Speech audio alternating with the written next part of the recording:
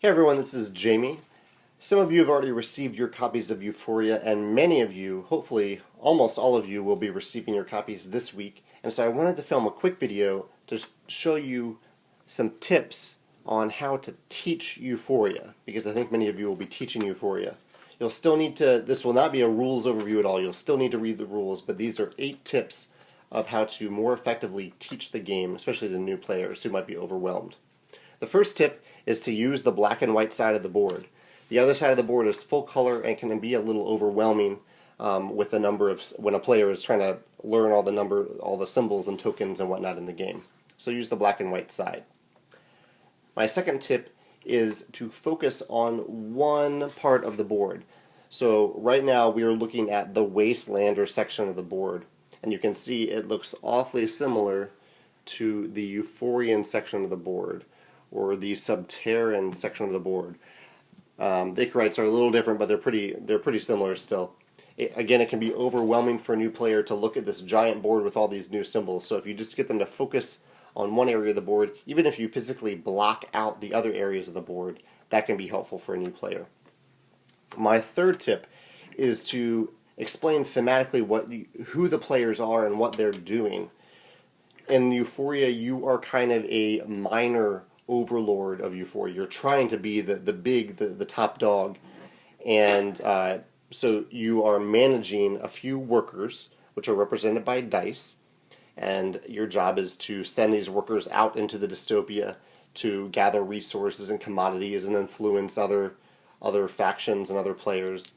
You'll also want to note that for your workers, the number on the worker represents their knowledge.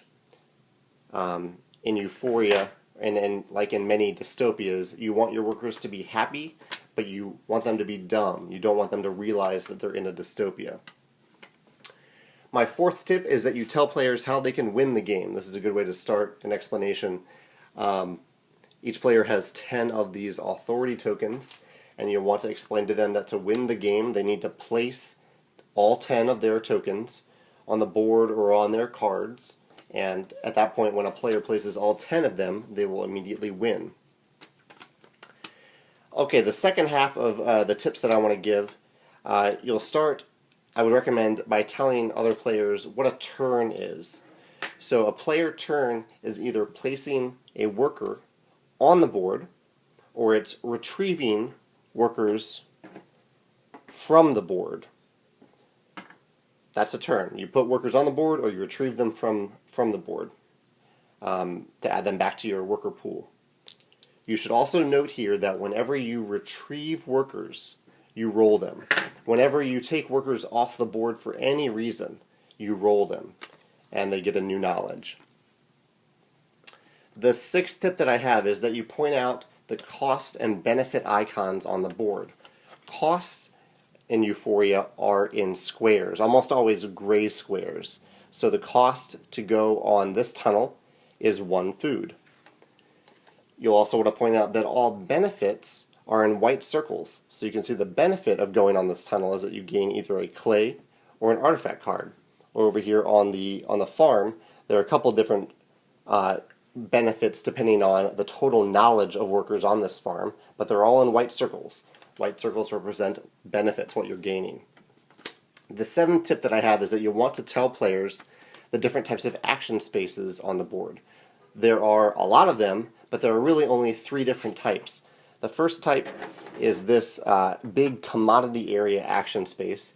Any number of workers from any number of players can go here, and when you put a worker there, you're going to look at their total knowledge. That's what's important when you put a worker here. Their total knowledge will correspond with what they gain. So right now the total knowledge is above 9, and so the last when I place a worker there, I immediately gain this stuff, 2 food, and I gain a knowledge. The second place where you can place workers are these dotted lines. You can barely see because it's getting a little dark in here, but this is a dotted line space with an arrow. What that means is that if I have a worker here, any player, including myself, if someone else wants to go on that tunnel, they can bump me off and they get to use that space. The nice thing for me, say I'm red, I usually play red anyway, when I get bumped off that space, I get my worker back. I get to roll my worker right away, and I get that worker back. So I don't have to use a turn to retrieve that worker because you bumped me.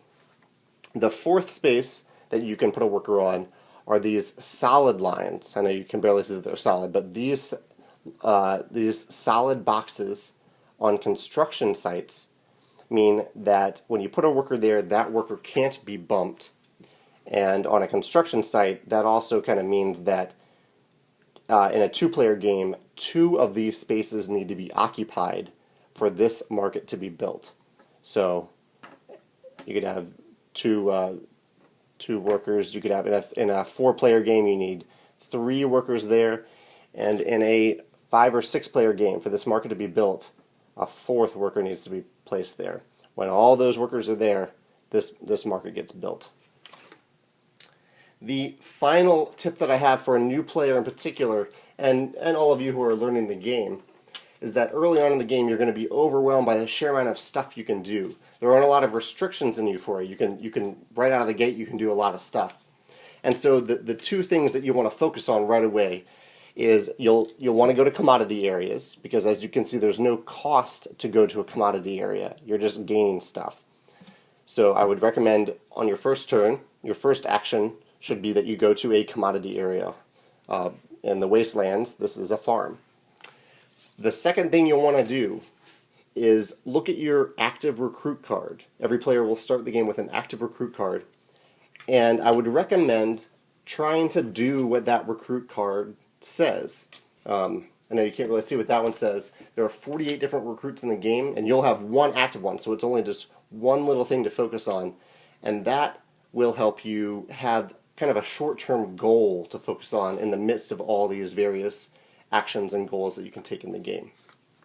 Alright, those are my 8 tips for teaching and learning Euphoria. Good luck as you go through the rule books, and feel free to look at our website for the FAQ, or look on Board Game Geek for commonly asked questions, or ask me. It's best if you ask me in public, because that way I can help out anyone else who asked that question. So you could ask me on the Kickstarter page. Board Game Geek is probably the best place to do it. If you haven't been there, it's boardgamegeek.com, and you can look up Euphoria. Alright, thank you.